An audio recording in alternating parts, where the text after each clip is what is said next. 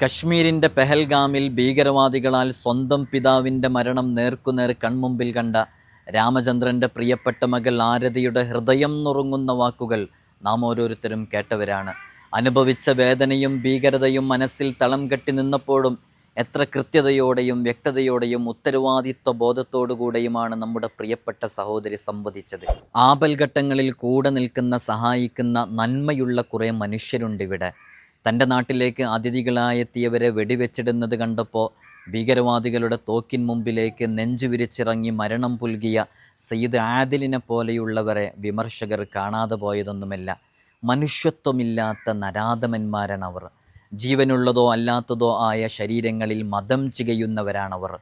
അവർ നീണ്ടുനിൽപ്പ് വിഭാവനം ചെയ്യുന്നില്ല. ഭിന്ന ഭാഷകൾ സംസാരിക്കുകയും ഭിന്ന മതങ്ങൾ വിശ്വസിക്കുകയും ചെയ്യുന്ന മനുഷ്യർ 1000 നദികൾ ഒന്നിച്ചൊഴുകുന്നത് പോലെ സമ്മേളിച്ചു കഴിയട്ടെ ഈ ഭൂമി മണ്ണിൽ.